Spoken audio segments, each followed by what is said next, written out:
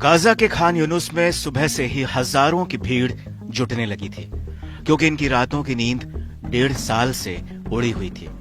सुबह का इंतजार इस वास्ते था कि अपनों को तरसती आंखों के लिए खूबसूरत लम्हा आने वाला था।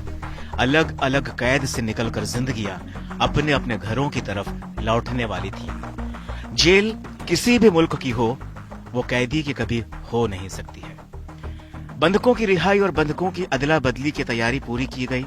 तनाव चरम पर था, क्योंकि कभी भी कुछ भी हो सकता था। अमेरिका से राष्ट्रपति ट्रंप इस रिहाई पर नजर रखे हुए थे। इजराइल से बेंजामिन नेतन्याहू की नजर निशाने पर थी, तो हमास, हिजबुल्लाह, ईरान, हूती अपने अपने तरीके से इस मौके को ताक रहे थे। फिर शुरू हुआ औपचारिकताओं का दौर। काफिले में बंधकों को लाया गया, पहचान शुरू हुई, कागजी कार्रवाई शुरू हुई, ताकि सबूत सील बंद रहे, फिर ना कह सके कोई कि कोई छूट गया। हमास ने 3 इजरायली बंधकों को रिहा किया और मौके को इवेंट बना दिया। सीज फायर डील के तहत इन 3 बंधकों को पहले तो रेड क्रॉस के हवाले किया गया, इसके बाद इन्हें इजरायली सेना को सौंप दिया गया। हमास ने 369 फिलिस्तीनी कैदियों और बंदियों के बदले में 3 बंधकों को वापस किया। हमास के इस कदम से 42 दिनों के युद्ध विराम के खत्म होने से पहले समझौता टूटने का जो एक डर बन गया था, वो खत्म हो गया। लोगों ने राहत की सांस भरी। हमास की कैद से तकरीबन 17 महीने बाद इजराइल के 3 बंधक ईयर हॉर्न, सगोई डेकेलचेन और साशा ट्रोफानोव को आजादी मिली। हालांकि कुछ दिन पहले बंधकों की रिहाई का मामला अटक सा गया था।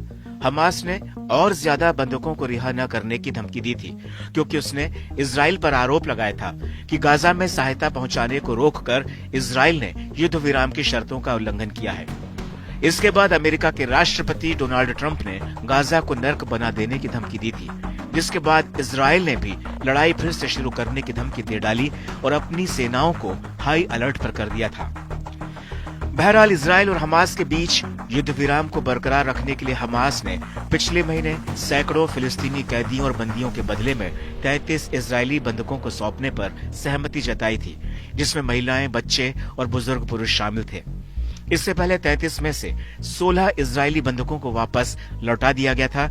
अब 3 लोगों की रिहाई हुई। इसके बावजूद गाजा में अभी भी 73 इजरायली बंधक बचे हुए हैं, जिनमें से ये नहीं मालूम कि कितने जिंदा हैं और कितने नहीं।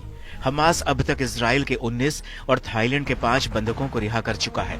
आईडीएफ का कहना है कि रिहा किए गए तीनों बंधक 498 दिनों के बाद इजराइल वापस लौटे हैं।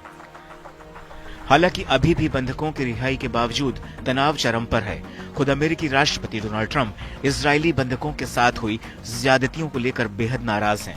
उधर बड़े पैमाने पर विरोध प्रदर्शन भी हो रहे हैं, तो वहीं गाजा को लेकर ट्रंप के प्लान ने भी खाड़ी देशों में खलबली मचा दी है। अमेरिकी राष्ट्रपति डोनाल्ड ट्रंप ने कहा था कि गाजा से फिलिस्तीनियों को स्थायी रूप से बाहर निकाल दिया जाना चाहिए और फिर इलाके को फिर से डेवलप करने के लिए अमेरिका को सौंप देना चाहिए। फिलहाल अमेरिका इस प्लान पर चुप है, लेकिन आने वाले समय में गाजा में नया गदर देखने को मिल सकता है।